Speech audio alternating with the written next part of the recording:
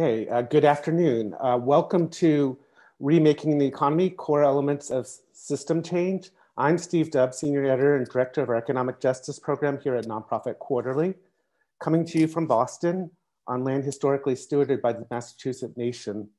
For this webinar, I'm honored to introduce our team of expert panelists who are Camille Karr is founder and principal of Upside Down Consulting in Chicago, where she has supported many groups, including Chai Fresh Kitchen, a worker co-op founded by formerly incarcerated Black women.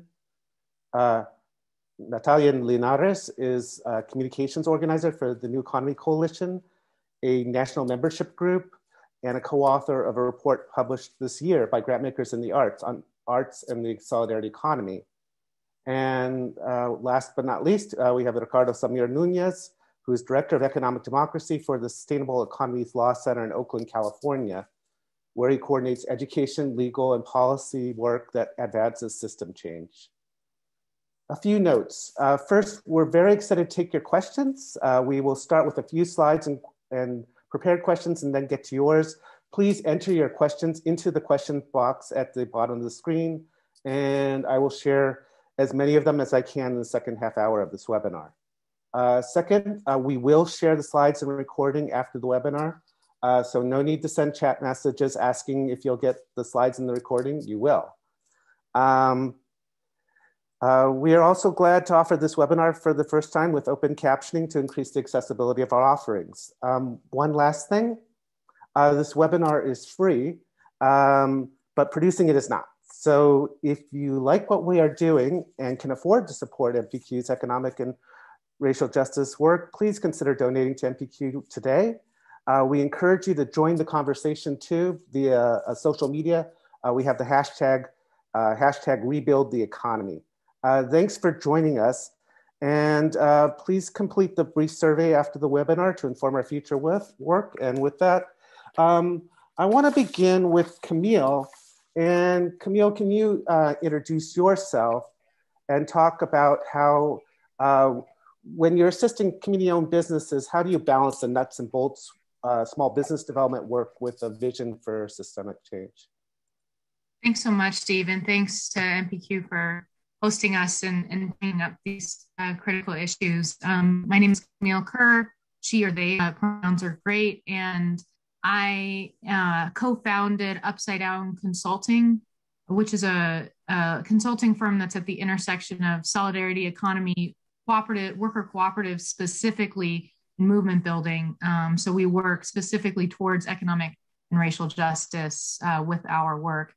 And that I launched Upside Down after about 9 years at other national organizations that do cooperative development and worker ownership work. And one of our, or my passion project out of Upside Down Consulting is, as Steve mentioned, Chai Fresh Kitchen, which is a worker cooperative co-founded by formerly incarcerated individuals in Chicago. We're just over a year old. We put our first meals out on May 11th, 2020. So it's exciting. In our whole list of things to do, we're in the hustle is what we call this piece of our work. And I think it's a really critical question, how we balance both I spend a lot of time in QuickBooks or looking up which license we need to be doing this work. How do we balance that work with the larger systems change work that we're trying for? And in my experience and in framework for this work so far, I've been thinking there's two critical pieces to the work. One is preparing ourselves for the next economy. So everything from political education to skill building around worker ownership and or consensus-based decision-making. Just preparing and healing is a really critical part. Just preparing our mind, our bodies, our souls for something different that we're in now. And then the other piece of the work being experimentation in all aspects of the way our society is structured, right? So there's skill building that's on an individual and collective level, and then there's experimentation that needs to happen. And that's around everything from rethinking what work is, rethinking how we do policy and government, rethinking different aspects of our society, and then tinkering and trying things out. What works within the system and might be and might be actually viable within capitalism right now, and what stuff do we want to dream that's even past where we are right now. And to me, Shy Fresh Kitchen and all the consulting work we do, we work at Upside Down, we work with unions that are reimagining their work, where we talk to academic institutions just to convene people around these ideas, but then but connecting all of the projects that at least we prioritize taking on are about connecting the on-the-ground experimentation with the larger idea. Like, are we doing the personal and collective healing and skill building that we need to do? And are we thinking about these experiments in the context of what the whole next will be, and trying to build the pathways that'll get us from here to there. So that's, we can dig more into details, Steve, but I'll stop there for now.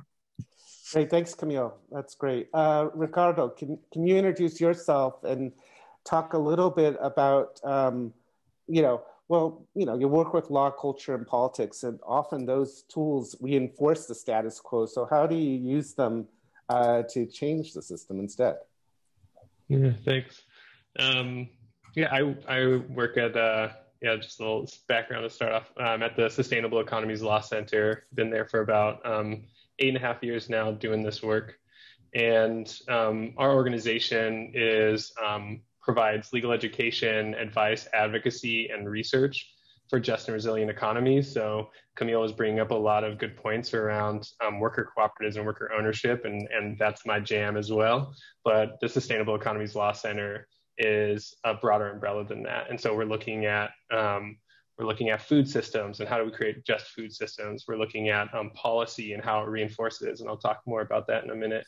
We're looking at how do we democratize capital? How do we actually navigate these existing legal and regulatory frameworks that perpetuate these systems of inequality and separation and alienation? And so we're looking at all in housing and land, and we're looking at all of these different pieces because we know that they're not actually separate, they're actually connected. And so when we're looking at law, culture, and politics, we similarly see them as interrelated, interconnected, part of a ecosystem, interrelated ecosystems. And so this morning I was reading the New York Times morning briefing, and I love it when other people do our political education work for us. And they were talking about the myth of the labor shortage and how this myth is just ballooning right now. People are saying nobody wants to work, when in fact the reason why people don't want to work is because wages are historic lows, profits are at historic highs. So there is this available pool of funds from the corporate class that is sitting there. And the thing is that there's so many people complaining about this situation. It's not a sign that there's a shortage. It's actually a sign that corporate executives have grown so accustomed to a low wage economy that they believe anything else is unnatural. And so a lot of the work that we do, that Camille does, that Nati does, is about reimagining basic assumptions. And so how do we change those laws so that they start to shift power and put power back into people's hands, into communities' hands? And culture. How does culture uphold the interplay of law and politics, or how does it disrupt it? How does it ask different questions? And so broadly at the Sustainable Economies Law Center, we're about deep democratization of labor, land, and capital, and spreading wealth more equitably, and sharing power cooperatively. And so, like Camille said, rooted in cultures of healing and belonging. And I think so many learnings are happening right now. So many people are iterating and trying new things. And it's just a really exciting time, particularly coming out of this COVID moment, that we are in this liminal stage. We had this zero gravity moment where everything was thrown up into the air, and we get to decide where those pieces get to fall. And so it's both a really exciting time, but also a time that the other side, people who are not aligned with these political values, also recognize that it was a zero gravity moment. And so who's going to be shaping the next steps into a different type of economy? So, thanks, Ricardo. Out there. That's great. And yeah, I appreciate your point about the the labor shortage, you know, given that there's been a $1 trillion increase in billionaire wealth in the last year, that seems like there might be resources to pay people. So I wanted to shift to Nadi, and if you could expand on some of the things Ricardo was talking about, and also I know we have some slides from your report, so talk about some of the lessons from that report that you want to highlight on art and solidarity economy. Nadi. Sure. Hi, thank you. Yeah, amazing points, Ricardo. Thank you, Nonprofit Quarterly. Yeah, my name is Nati. I'm a communications organizer at NEC, the New Economy Coalition. We're lucky to have Sustainable Economies Law Center as members. And like Ricardo said, beyond worker cooperatives, this bigger ecosystem of solidarity economy that's interconnected with other realms of the economy. But I mean, NEC was the first nonprofit I had ever worked at. Before then, I was a culture worker. I worked in the music business. And, you know, Ricardo's talking about this liminal moment. I feel like I was actually experiencing that as a culture worker. I worked with bands in the live music world and was experiencing that exploitation kind of firsthand with the artists that I was working with, and kind of was inspired by movements that I was familiar with in the global South, the factory takeovers that were happening in Argentina, and the Zapatista movement, was aware of these things, but was not aware that there were movements bubbling in the US and connecting, and luckily learned about NEC through their conference, Common Bound, and was like, yes, like this makes total sense of reimagining who owns and who controls in our economy, and specifically for artists and culture workers. And so, yeah, I mean, the question that was posed is, how does culture reinforce the status quo and how can we change it? I think it's important to say that the culture industry is just like other industries, and even more so concentrated in industry. I'm not sure why in the broader imagination that's not put forward more. You think about the music business, there's 3 major labels. Every year I look at old booking agents I used to work with in the live music world and see that they've consolidated with another big live music booking agent. And it's just getting more and more consolidated and monopolized. You think about the television industry, the movie industry. It's amongst the most concentrated industries. And so it reinforces the status quo because it's profit seeking. And so the art, it isn't about the wellness of a community or the community culture bearers. It's about how can I extract as much profit as possible through these cultural products. And I experienced that.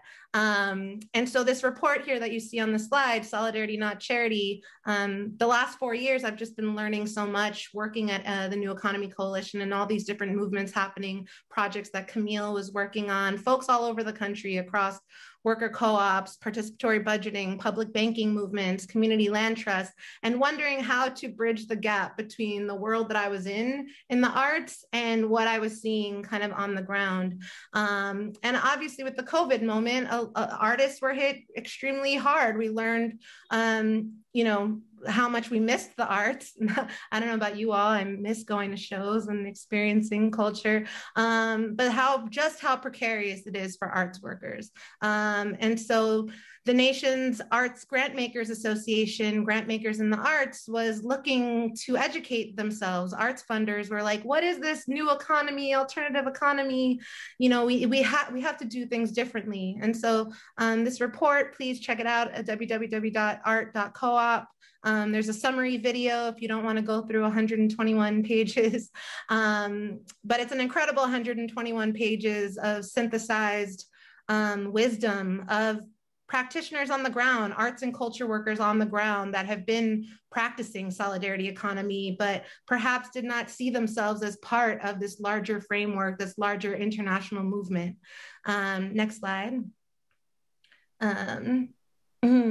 And so, you know, we do some educating in the report. You have to imagine it's not folks that are already doing this. It's arts fundraisers. It's our artists who are looking for solutions and better ways to exist in this economy. And so, you know, we highlight some of the art and definitions around solidarity economy and try to position arts and culture as a resource, just like food and housing. Next slide. And so the report goes through principal players in these spaces. So we actually talk to Sustainable Economies Law Center. We talk to folks all over the country. We recognize patterns in the work, opportunities for coordination. What are some of the barriers? Where are there opportunities for grant makers to actually invest in this work in a real way? And principles to promote and who to influence. And we really saw this as a necessary kickoff, kind of an exploration of the intersection of cultural practice and solidarity economy. Like I said, I think artists have always practiced these principles. I always say I used to sleep on couches when I'd go on tour. You know, that was practicing solidarity. We didn't have much and we had to make it work and to be able to travel. And so we practice these things, but maybe we don't see ourselves as connected as much. And I think there's so much exciting work that's going to be happening in the next few years, next decades, to really connect the dots between solidarity economy and arts and culture. You know, and we do this pop quiz when I have more time, of just to make the case, to run the case home of how artists and culture bearers have led, you know, these movements for self-determination and a solidarity economy. So the oldest Native co-op happens to be an artisan cooperative in Cherokee land in Western North Carolina, Qualla Arts and Crafts. I actually just happened upon finding them and was amazed at this history. Of course, you know, Native and Black folks have been practicing solidarity economy. The first Democratic Investment Fund puts artists at the center. The Boston Ujima Project, the oldest non-extractive venture capitalist firm in the working world, is founded by artists. You know, 35,000. Smart.coop is a co-op that's giving 35,000 freelancers pensions in the arts world. So the founder of Black Lives Matter is an artist, just trying to connect these dots that arts and culture is not siloed from the movement for economic justice. And so, yeah, I think that's all I'll say now. I definitely encourage folks to check out the website. It's a directory. So if you know cooperatives or artist-run enterprises or any kind of solidarity economy arts project, you can sign up on the directory. We're trying to map these efforts around the country and start some more formal organizing and coordination. Great, thanks, Nadi. Well, let's bring everyone back on screen. And by the way, those of you who are watching this webinar, please put questions in the question box and we will get to those probably within 15, 20 minutes. So I will start by asking Ricardo, you know, what are some of the legal and policy levers that can be used to help support these forms of economic democracy?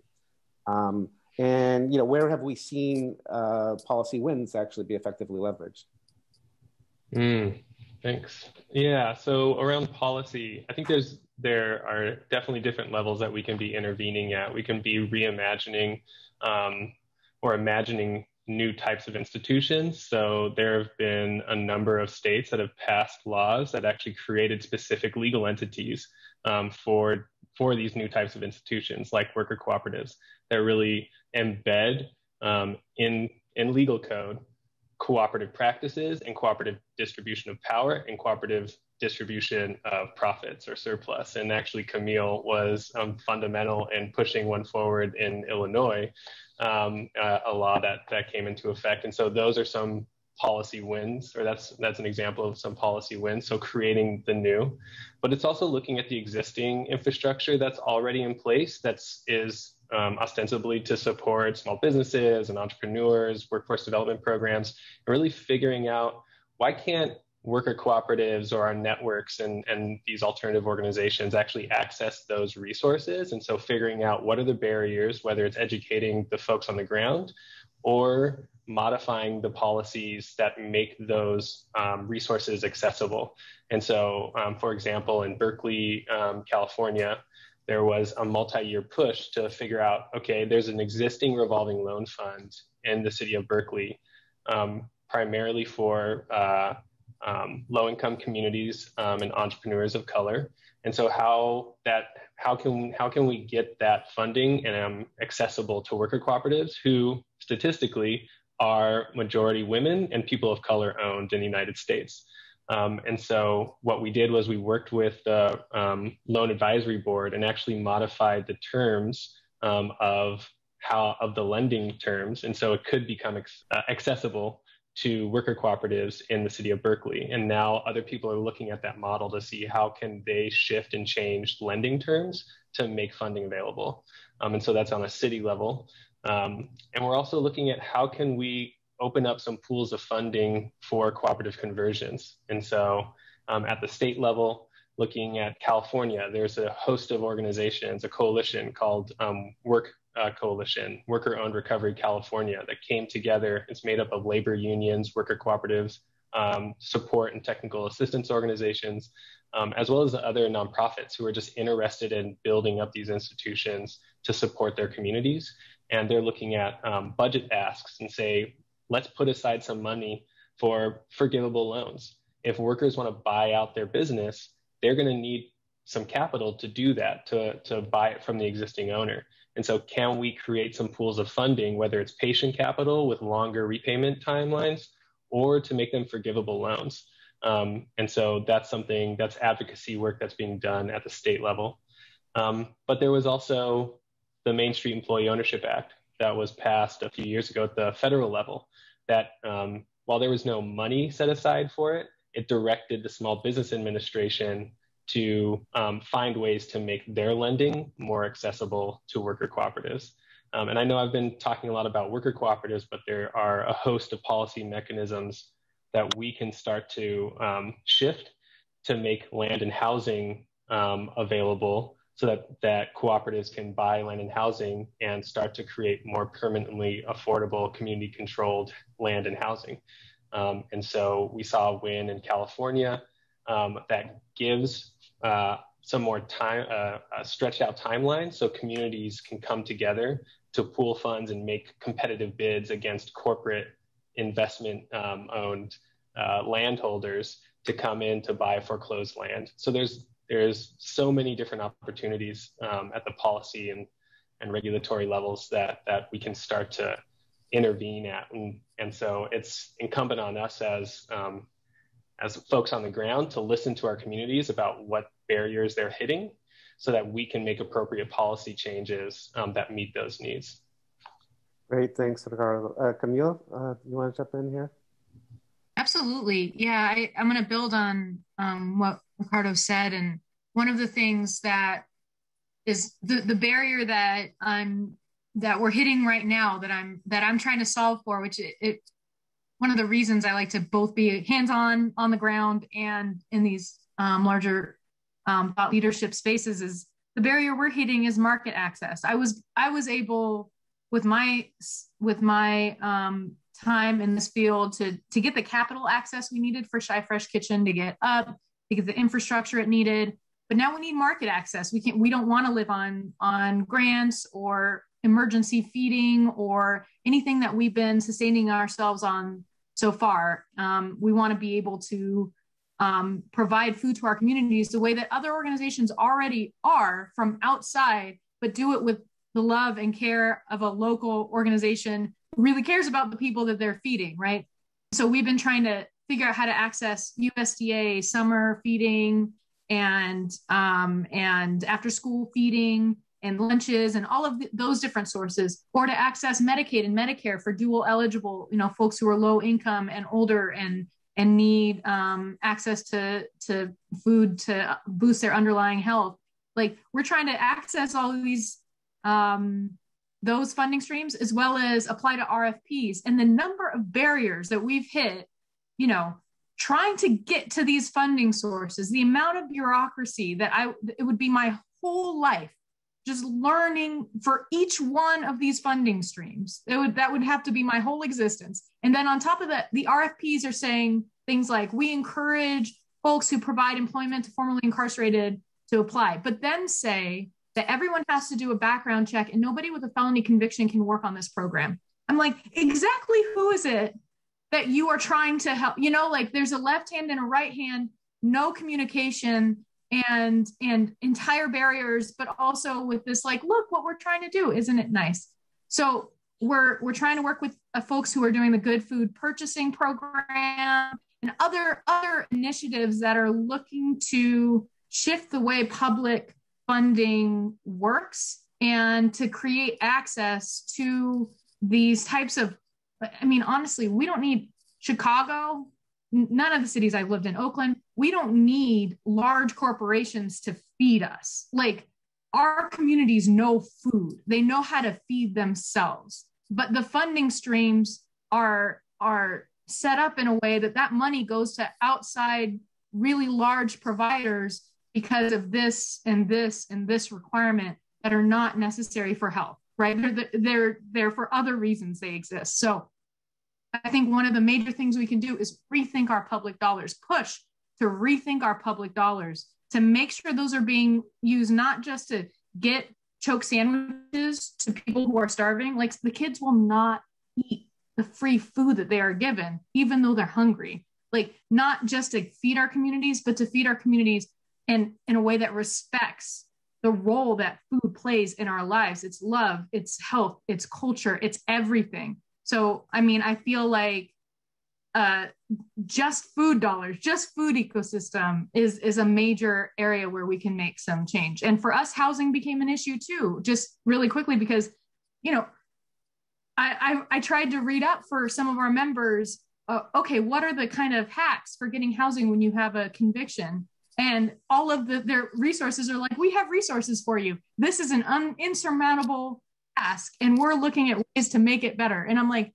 that's what all of them said. And I'm like, okay, so the other major policy things we need to do are get rid of all of the elements of the carceral system that invade our communities beyond the incarceration itself, so people can thrive. I'm going to soapbox down. I'm going to stop. Steve, for you. All right. Well, thanks for that. And I think you raised, Camille, a really important point about, you know, one of the biggest myths out there, I think, is that there's this thing called the free market. And as you just pointed out, well, no, there are all these rules and regulations and so forth that benefit some players and not others. So thanks for lifting that up. Natalia, I wanted to ask you about, you can build off of what Ricardo and Camille said, but, you know, what does art that support a solidarity economy look like? Maybe, you know, build into a couple examples of how this actually plays out. Sure. Yeah. I mean, I'm just learning so much right now. I even took the invitation because I just wanted to be in a chat space with Ricardo and Camille. So I hear you, Camille, on the public funding piece. I think that's totally related to our arts within solidarity economy. But I think just artists and culture bearers practicing these principles, like starting cooperatives, like living in community land trusts. We got a data point for our report that blew a lot of people away. That an artist living in a community land trust in New York City would have 27 hours a week to make art, compared to an artist in market priced housing who will have 4 hours a week of art making. So it's all these issues are connected, housing and healthcare and work. You know, I want to see artists participating more in the budgeting processes. I see right now in Oakland, there's been a push to get artists involved in some of the Oakland budgeting. I love seeing that. Getting artists banking at credit unions and like that just being the norm, and folks talking about it.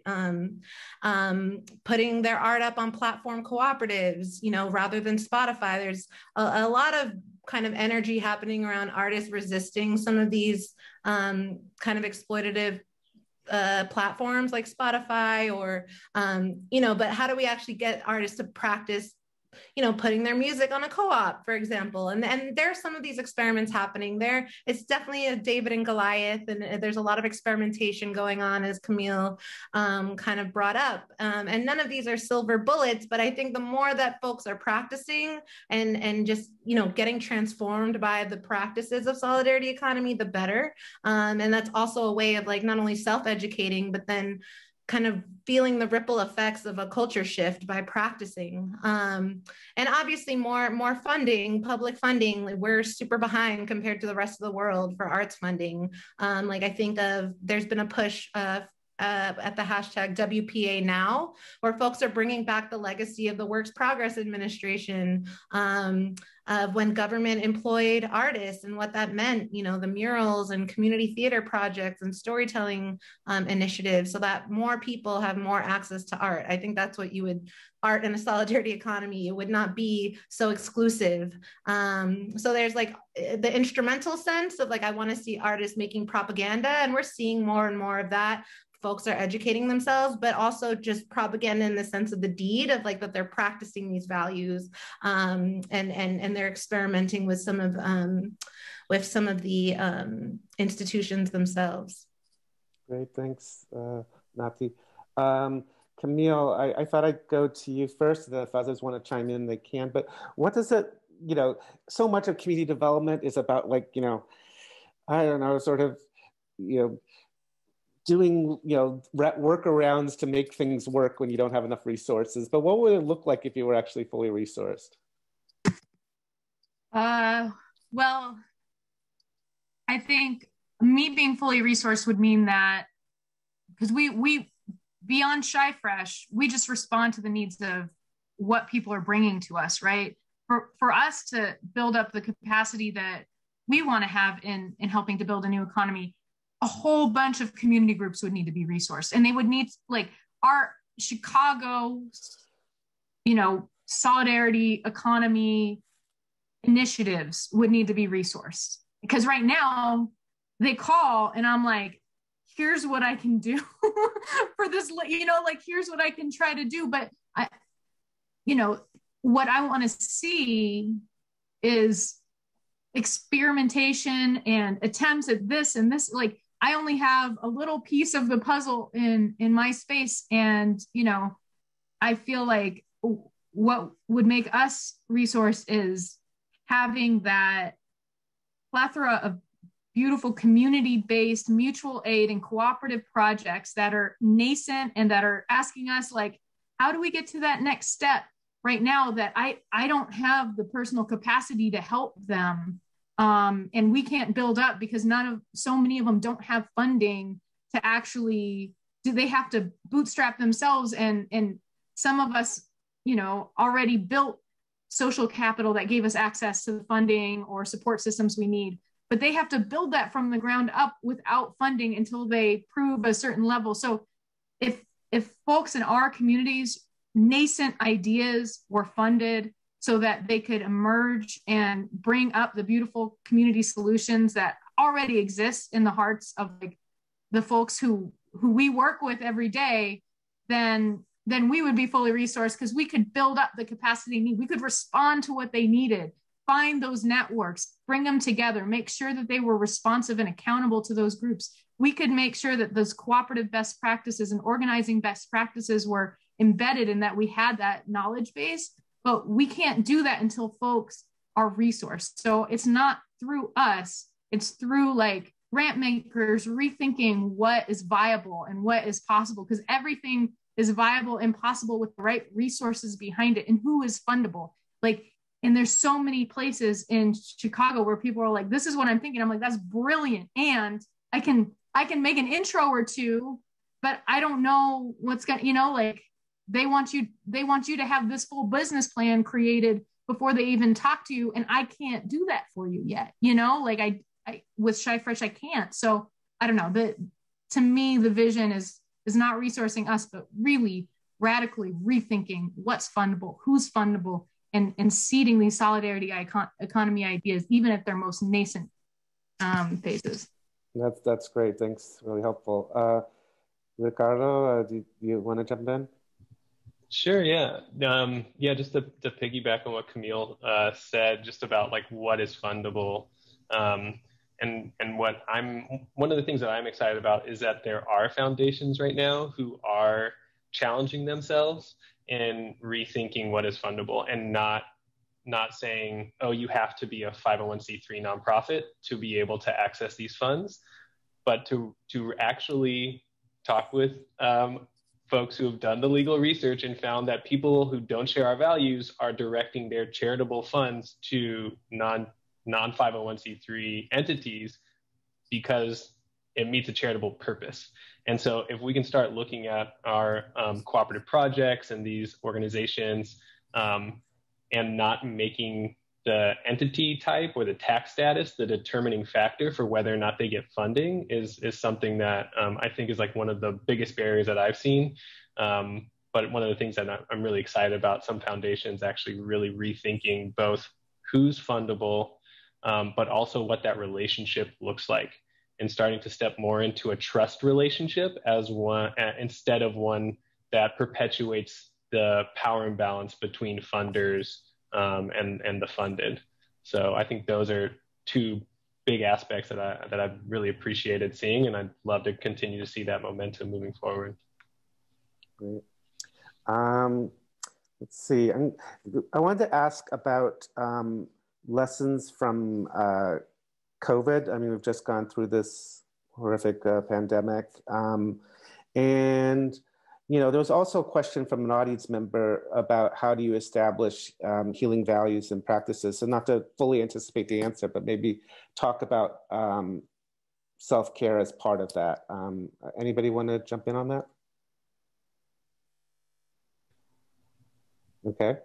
I can like start us rolling. I'd love to hear from Nati and Camille, especially like Nati from the culture, like a systems level culture perspective, and Camille from like working with formerly incarcerated and returning citizens, like on that individual level. But part of the work that the Sustainable Economies Law Center loves to do is organizational design. And so when we're thinking about democratic workplaces, how are we creating democratic workplaces that both respond to market conditions, because we exist within this market economy, but also do it in a way that balances our humanity and creates internal practices for listening and for healing. And it is a stretch when these organizations, when these businesses are trying to run their business while at the same time trying to heal themselves and each other. But I think it's a challenge and a contradiction that we're up for, and that I've seen work effectively at multiple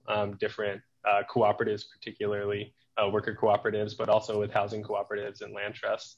And it does get messy, and there's been a lot of mistakes that have been made. And I think that's why it's really important for us to be building out these resources and getting them into the right hands of all the lessons that we've learned over the last few decades, particularly. And so it is that type of work that really excites myself and a lot of other folks at the Law Center, because it acknowledges that we're not afraid of our past, but that we want to actually acknowledge it and move forward from a place of healing and compassion and community. Right. Nati, you want to jump in?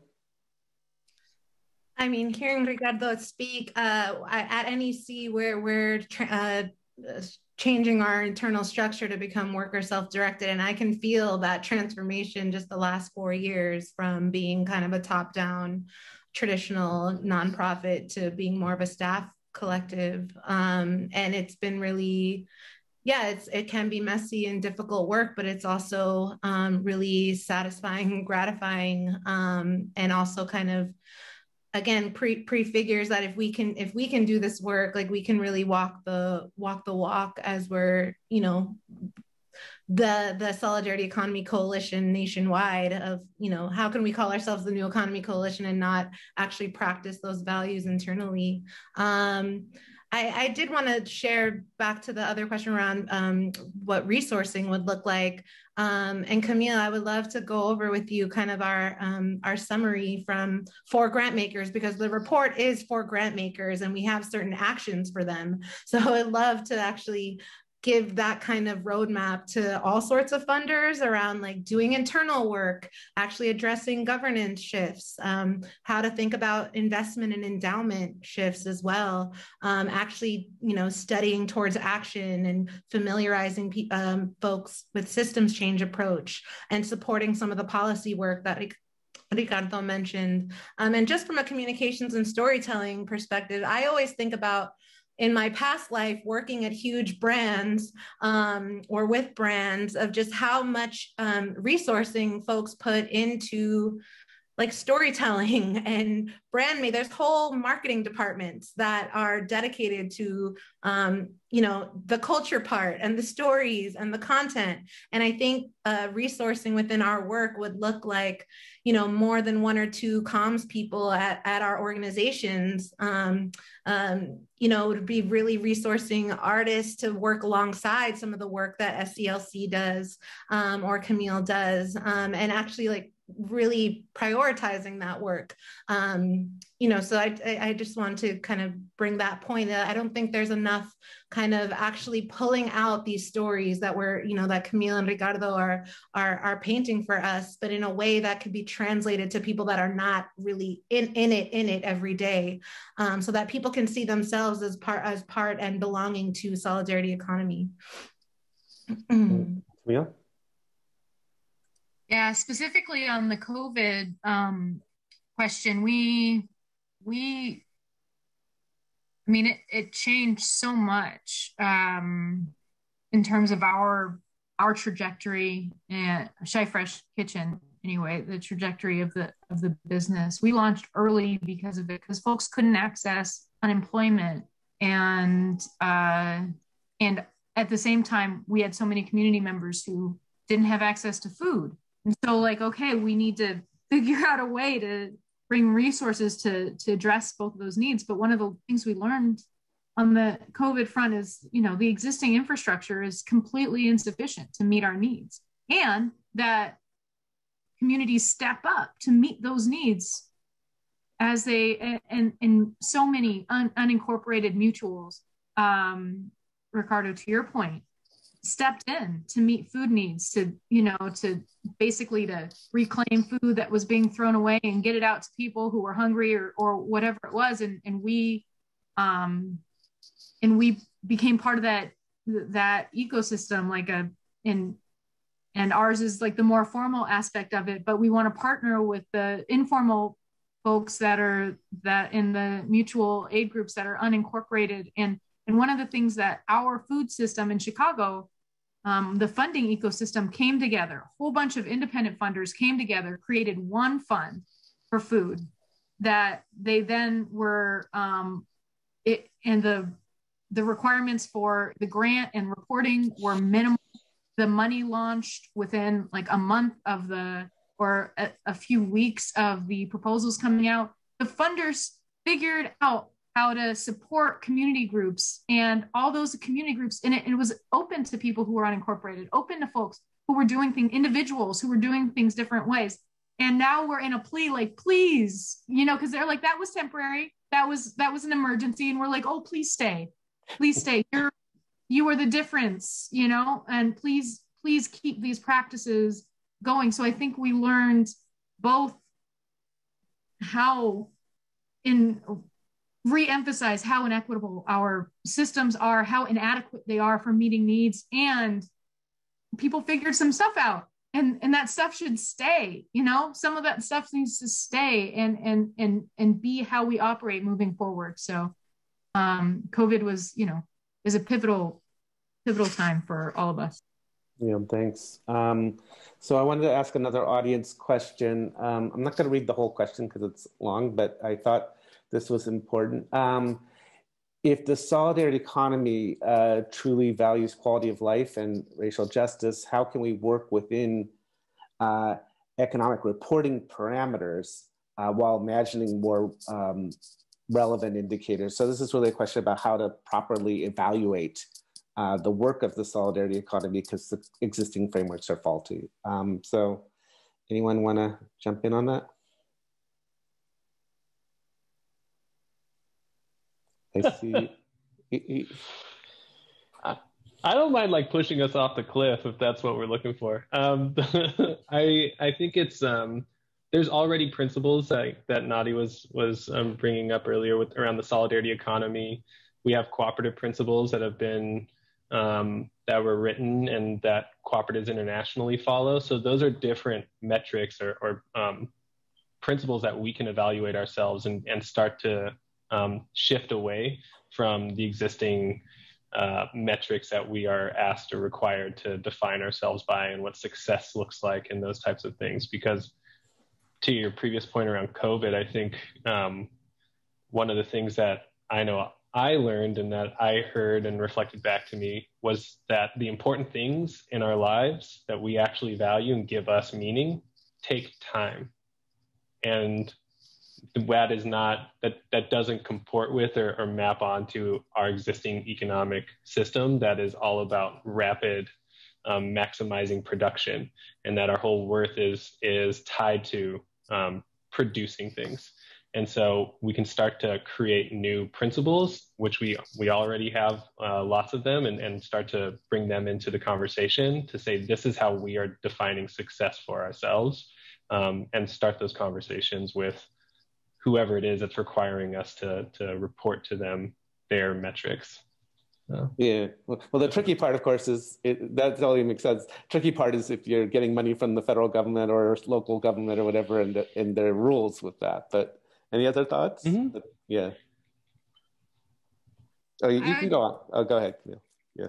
Oh, I was just gonna say, I think we're both kind of playing the game and thinking long term about who we would be differently. But honestly, you know, like, we're trying to hit revenue numbers and number of workers and, you know, and pretty standard metrics.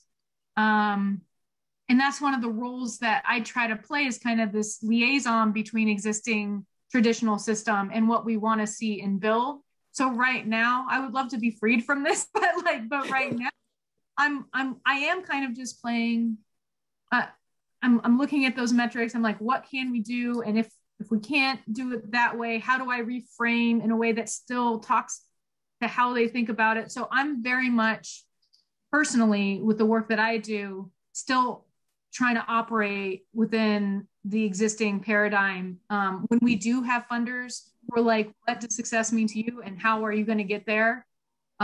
It's like a beautiful relief, right? And then I can be like, what are we trying to do? Where are we? Because I get back to our mission, like, we're creating a liberatory environment and economic security for our members while being part of the work to change the food system, right? And locally. So those are the elements. And I mean, when I talk about a liberatory environment, we need healing. We need, you know, I mean, folks need creative outlets, right? Like, and they need to be paid to do these things. So those are some of the things we're trying to just be creative within the existing, the way existing grant makers and foundations say things. But it's a dance, and, you know, one, not the kind that gives you any kind of release. Fair enough. Nadi, do you have anything you want to add to this? Oh, Ricardo, you want to get in? Okay, go ahead. Sorry, Nadi. And yeah, just to your point around like government and whether it's, you know, if that's the difficulty. I've been in so many city council meetings and also like state legislative council bodies, committees, where they're looking for new ways of defining what success looks like. They're wanting these different ways of evaluating what success looks like. And so if we're able to show up in those spaces, and I think that's one of the unfortunate/fortunate byproducts, the privilege of being at a legal organization, is that there's already this prescribed, I don't know, just like we have access to spaces and privilege that other people who are organizers don't have that privilege. And so how are we bringing the community conversations into the spaces that are making those rules and setting those metrics or terms of success? Because they're wanting it. They have seen through this COVID moment how the existing systems and the existing definitions of success actually haven't worked. And so they're looking for it. And so if we can show up in those spaces and provide those alternatives, I've seen city councils particularly be really receptive to modifying and changing their definitions and of success. Great, thanks. Let's see, another question from an audience member. and this might be one for you, Ricardo, although you guys all might have thoughts on this. Are there other, there are campaigns in different states, including in California, for public banks as a finance strategy for supporting investment in the solidarity economy. Are there other big shifts we can make besides public banks that you think would be effective in supporting the work? Yeah, I'll do a little quick. There's lots. There's many, but the first thing that came to mind was participatory budgeting, and cities and localities around the country have started to do this in different ways, whether it's setting aside a portion of the city budget that certain community groups or populations are able to democratically decide where they want the funding to go. But there are pushes around the country for full-scale participatory budgeting of our budget.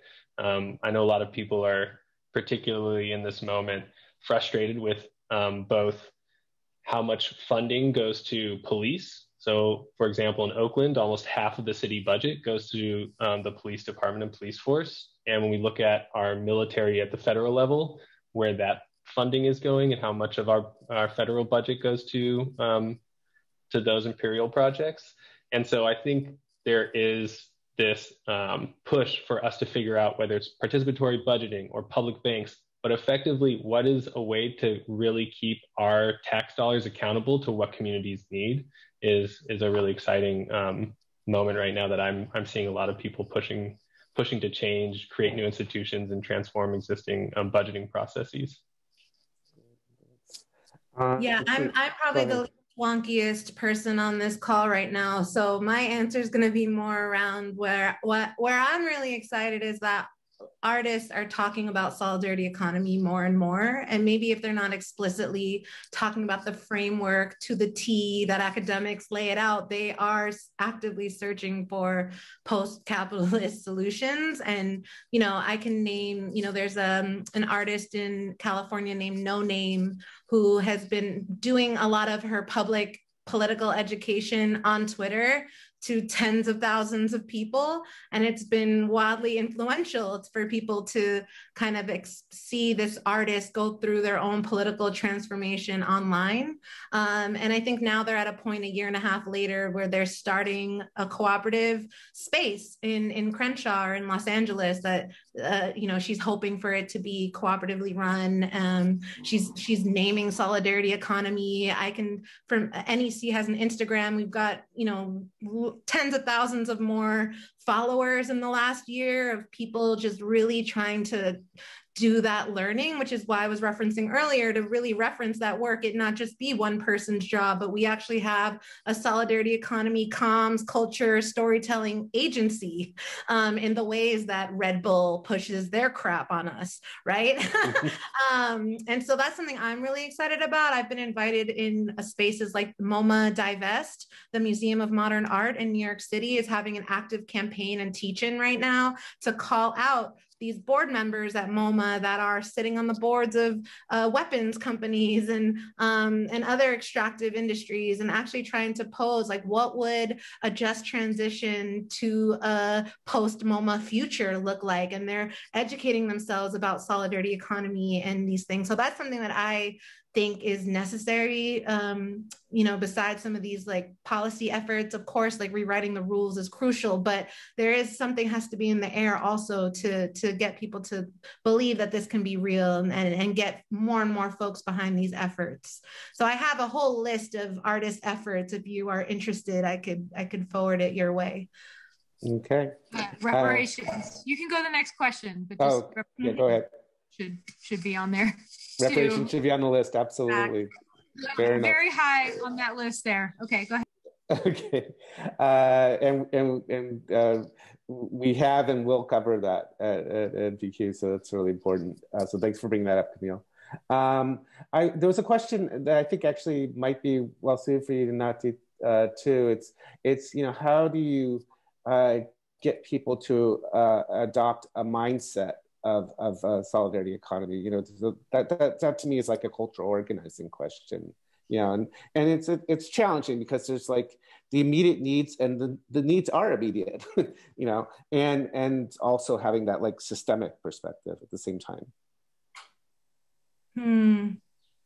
I think it's kind of related to my previous answer. When you're seeing the people that you listen to and the people that you trust around you kind of actively thinking about systems change, that pushes you to kind of question what you've been taught all these years. I think that's where like some people don't like the word propaganda, but that's where the creative production is really important, to hear songs, to see the art, to be posed these questions that make you go, like, why is it this way? Why have we had a system that has been built off of land theft and slavery? And so that's a really difficult question. I think we're just trying to practice it every day and tell the stories. That's something that I'm just really passionate about, is how do we pull out these stories of everyday people on the ground that are practicing this, like Shy Fresh, like a lot of the Sustainable Economies Law Center's clients, and just making it real for people, that it's not some magical thing. It's actually people are practicing these things, and to make it irresistible. Great. I would just add that we should have reading groups. The reading groups have been so effective, just like people who I know who've like engaged with, because you go deeper, you get a little bit deeper, and then you get a little deeper, and then you start hearing the same themes over and over again. But it doesn't need to just be reading, but other like groups of engagement with cultural works, right? Because that's the most convincing stuff is when it is literature, or when it is written, or when somebody's putting the time into crafting the message, and just, in little groups exposing ourselves to that work. Yeah, well, thanks for bringing that up. And I'll mention Collective Courage, which is a book people should look up if you haven't read it already, but came out a few years ago by Jessica Gordon-Emhart on the history of Black cooperatives in the United States. And pretty much every organizing effort started with a study group is what she found. So point well taken. I want to close with a question about what role can nonprofits and philanthropy play in supporting systemic change in the economy? And also, what can they avoid doing that harms that process? And and that's a complicated question, but like 60 seconds each, because we really are running short on time. Whoever wants to jump in first. Ricardo? Okay. I can, or Nati? Nati, do you want to go first? Oh, well, I mean, from a messaging point of view, as a communications person and someone that has been in this maybe 3-4 years, not as long as Ricardo and Camille, but I have found it to be a little confusing sometimes, all of the different messages for this work, depending on which organization. And so I think some kind of way that we can kind of align under, like, we are all going towards the same idea around just transition to regenerative economies, to solidarity economies. I think something that we need to do in the next few years is kind of get more strategic with one another around how we are presenting our messages in a more aligned way, so that we reach more people and don't confuse more people, is what I would say. Thanks. Ricardo? Yeah, thank you for that. I think there's big things, but like very practical things that philanthropy can do: multi-year funding, less reporting, more trust-based giving, and like we mentioned earlier, like expanding the idea of who is fundable or not. What was it? And then for nonprofits, I think at least for the Sustainable Economies Law Center, one of the things that we really believe is that democratizing the workplace, whether it's a for-profit or a nonprofit workplace, is really fundamental. And that can look a lot of different ways. It doesn't have to always show up as staff collective decision-making types. It can scale, but that there is a democratic component to it to keep the accountability within the organization, and also that the people closest to the work actually get to make decisions about how that work is done and what type of work is being done to meet the community's needs. I'd say those two, just with the time that we have, would be things that I'd really see fundamentally change about the nonprofit sector and philanthropy. Great. Camille, I'll give you last word here. I know we're at time, but I think if the nonprofits and philanthropic folks themselves like get to know this, so we haven't figured out messaging yet, but we all land on the same page once we spend enough time into it, because it feels a lot like truth, what we're trying to build. And as nonprofits and philanthropic organizations get to know on a deeper level what we're talking about here, because it once you and be willing to have an imagination for transformation, like in this generation, and it might not happen in this generation, but have the imagination for it in this generation, so that we lay the groundwork now for that transformation for the next generation, right? So we have to have our imaginations open now, so that in this next generation, we are like, okay, we've got something to hand you, like like take it and run. So I think be willing to be radical in what you think is possible and what you can imagine for what our economy here in the US, and we have to be tied to international issues as well. So I just open your imagination, I think, and do it in a way where you're learning from all of the incredible paid and unpaid labor that has gone into building up this sector, right? So I'll end with that. But thanks so much, appreciation to NPQ, my fellow panelists. You know how much love I got for y'all. Yeah, thanks to all of you. It's amazing to have all of you here in one Zoom room. So thanks to Nati Linares from New Economy Coalition, Camille Karr from Upside Down Consulting, and Ricardo Garcia from Sustainable Economies Law Center. You have folks' emails and Twitter handles there. Please also complete the evaluation after the webinar. We will be having another webinar next month. I believe it's June 17th, so it's the third Thursday, 2 p.m. Eastern again. And we'll be looking at the future of work, and more information will be coming out shortly. So thanks again to everyone.